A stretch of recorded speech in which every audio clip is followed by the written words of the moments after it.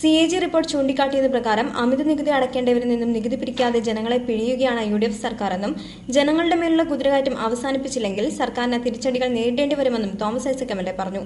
അന്യായ നികുതി വർധനവ് പിൻവലിക്കണമെന്നാവശ്യപ്പെട്ട LDF നേതൃത്വത്തിൽ ആലപ്പുഴ കളക്ടറേറ്റിന് മുന്നിൽ നടന്ന ജനകീയ കൂട്ടായ്മ ഉദ്ഘാടനം ചെയ്ത് സംസാരിക്കുകയായിരുന്നു അദ്ദേഹം. നികുതി പിരിക്കാതെ കൈക്കൂലിയും അഴിമതിയും മൂലം നികുതി ചോർച്ച കൊത്താശ ചെയ്തു കൊടുത്തിട്ട് ജനങ്ങളുടെ മേൽ കുതിര കയറിയാണ്. എന്നിട്ട് കേരള മുഖ്യമന്ത്രി ജനങ്ങളെ വെല്ലുവിളിക്കുകയാണ്. നികുതി നിശ്ചയിച്ചാൽ പിരിക്കാനും അറിയാമെന്നാണ് അദ്ദേഹം പറയുന്നത്.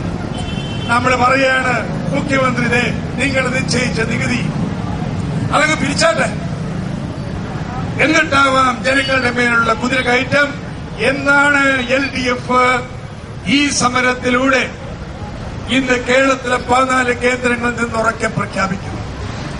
ഇത് ചെയ്യാതെ പിരിക്കേണ്ട നികുതി, AG തന്നെ ചൂണ്ടിക്കാണിച്ച നികുതി പിരിക്കാതെ നിങ്ങൾ ജനങ്ങളെ പിഴിയാൻ വന്നാൽ ഞങ്ങൾ അതിനെ എതിർക്കുക തന്നെ ചെയ്യും എന്നുള്ളതാണ് ഞങ്ങൾ ഈ സമരത്തിലൂടെ പ്രഖ്യാപിക്കുന്നത്.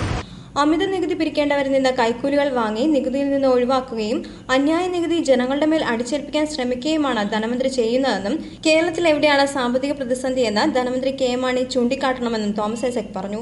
CPI ജില്ലാ സെക്രട്ടറി P. തിലോത്തമൻ MLA അധ്യക്ഷത വഹിച്ചു. ജില്ലാ പഞ്ചായത്ത് പ്രസിഡന്റ് പ്രതിഭ ഹരി, നഗരസഭാ vice chairman B. Ansari, TJ Angelos, R. Nasar, Kalathil Vijayan എന്നീ പ്രമുഖരെ കൂടാതെ ഘടകകക്ഷി നേതാക്കളും കൂട്ടായ്മയിൽ പങ്കെടുത്ത് സംസാരിച്ചു. സംസ്ഥാനത്തെ 14 കേന്ദ്രങ്ങളിലായാണ് LDF ജനകീയ കൂട്ടായ്മ സംഘടിപ്പിച്ചത്.